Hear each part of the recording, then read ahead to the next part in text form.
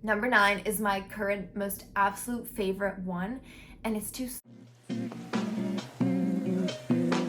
Hey guys, welcome back. These are 9 simple things that have generally made me a happier person. These are mindset shifts. These are action-based things that you can start applying to your life in order to have a more positive outlook, feel more excited about life, and genuinely feel a much stronger state of happiness. Number 1, let go of jealousy and find inspiration, motivation, and goals. One of the biggest things that hold people back from feeling happy and internally at peace is being jealous of other people. The things we dislike and feel insecure about within ourselves, we see in other people and we show dislike towards it. And this could look like judgment, disapproval, disgust, because deep down we feel, how can they have it when I'm so much more deserving of it? So most jealousy comes from insecurity about ourselves in some way, right?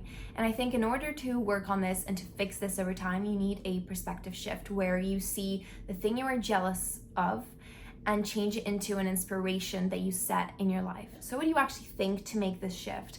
You need to focus on the fact that this person is showing you it is possible, not that they have something you want. What they have is not yours to be claimed, and it's not yours for a reason, and it's not yours yet for a reason, which means you need to still pass certain stages or certain experiences in life for this thing to eventually become yours as well. You still have to learn things in your journey that they once did, maybe in a different time, maybe in a different way, but if it's possible for them, it is possible for you. And you use this person as motivation, you use them as inspiration, you go to them for advice, for guidance. Jealousy a lot of time also comes from doubt, from being able to achieve something that you do really want. And you can only think you can't achieve it when you know you're not putting the honest work in. Or jealousy can come in when someone's gotten something before you, no matter how bad you wanted it or how hard you tried. And in these cases, I would recommend to practice gratitude throughout the day by taking moments out of your day to reflect on the things that you do have instead of focusing on someone else's life and making their gains your focus. Number 2 is invest in your looks. And this is for all my girlier viewers out there who like to look and feel good. As a girl who somewhat cares about how she looks, I do certain things and invest certain amounts in my looks in order to feel more confident. And it makes the biggest difference because knowing you look good for yourself just makes your mood 10 times better. It gives you a more positive outlook on life. It makes you feel more confident, because especially if you tie that in with anxiety, with overthinking, now you have one more thing to overthink about. Oh my God, my hair probably looks terrible right now. Or anxiety, if you're going in for an interview, especially, those are extreme cases scenario, but specifically speaking, like the day-to-day, if you're in the office and you look down at your hands and you see that your nails are done, it's just gonna add some extra positivity into your day. To achieve that, you need to feel pretty and you need to feel attractive to yourself. And this doesn't have to be expensive.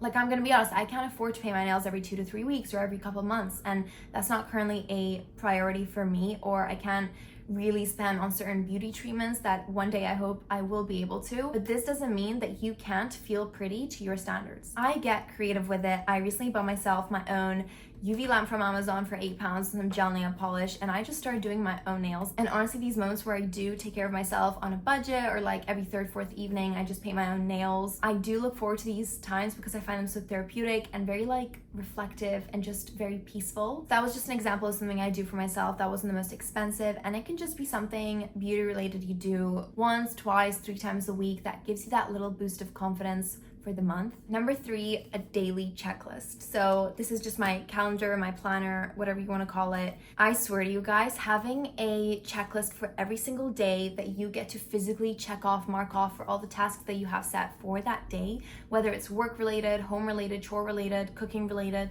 it makes me feel so productive, so motivated to just check that off once it's done, and makes my day go by so fast because I know exactly what I'm doing, when I need to be doing it, and it gives me actual dopamine. And I don't know if that sounds more sad or actually motivating to you guys, but it genuinely works for me and everyone needs to try it. Number 4 is to believe in yourself without the pressure. The reason most of us struggle to believe in ourselves is because we know a little something called failure, and we've probably all experienced it at least once or many more times in our lives, and we know we do not like it. We know we don't like the feeling. We don't like to repeat out loud to other people that have asked, oh, how did that go? Blah, blah, blah, right? We learned that we don't like it, so next time we believe in ourselves, there's that pressure to not fail that time. So next time you start a project or a business that you really care about and you obviously want it to work out and you want to believe in yourself, expect not to succeed, but to try. I think trying should be a more common automatic focus when you start working on an idea instead of succeeding, because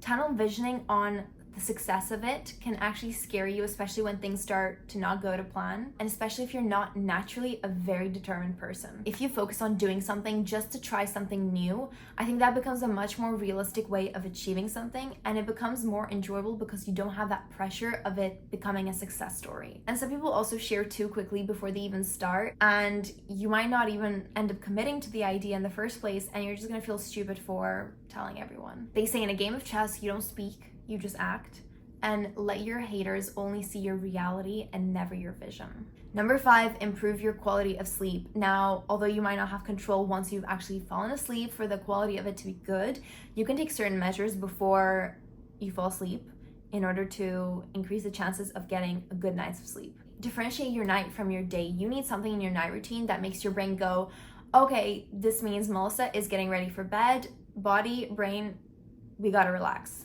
basically. And the thing in my night routine that makes my brain go like that is a hot night shower, which, to be honest, I read isn't that good for you, I think, with the digestion.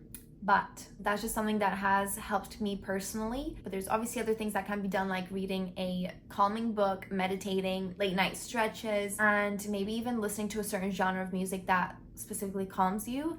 And also maybe like smelling lavender or putting lavender oil in a diffuser. I know that lavender makes you sleepy, so like little things like that you can just add to your nighttime routine in order to help make that mental shift. Number 6, guys, stay with me here, but it's a Pinterest scroll. Anytime I feel demotivated, unproductive, bored, not knowing what I'm doing with my life, Pinterest is themes, it's ideas, it's a feeling, it's moods that make you feel inspired. So just giving that a good scroll in times of need, I find very, very necessary, and it's something that I will start doing more. Number 7, something a bit more social, is coffee catch-ups with friends. I don't know what it is about coffee shops that make my friend meetups and hangouts so wholesome, so authentic, genuine, very like intimate. But okay, I think first of all, the secret is to find a good coffee shop. Like the one I go to has this sofa that I love, and sometimes it's taken up, so sometimes the experience isn't a sofa amazing experience.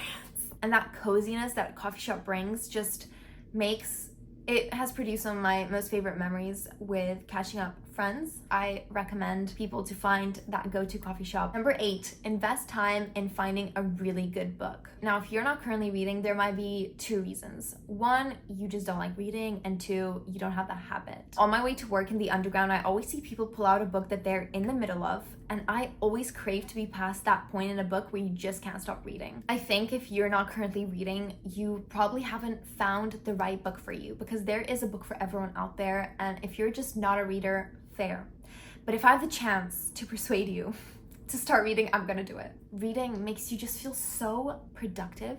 Even if it's like a romance book, you just feel like you've done a lot of work in that hour by reading letters. It's completely the opposite of scrolling through social media, because social media makes you feel like you've just killed your brain cells, whereas a book makes you feel like you've birthed a couple here and there. You know, it is a big difference, and that's why I honestly recommend you guys to invest time in actually finding something you will enjoy. Number 9 is my current most absolute favorite one, and it's to slow down and to actively relax your body and mind. I always find myself rushing in the underground because I hate that place so much, and I think I'm not the only one, but I literally walk down those escalators, walk up those escalators, speed walk from platform 1 to 4. Like, I do not want to be there. I focus so much on getting from point A to B that sometimes I need to remind myself to calm down in between, because you're putting your body through stress and survival mode when you're rushing from point to point unnecessarily. I usually find myself rushing when I feel uncomfortable in a setting or an environment, and I think you really need to fight that urge, because the older you get, the more discomfort you're gonna feel in more areas. So what, are you just gonna start escaping from everything? Like, I don't think that that is the right solution.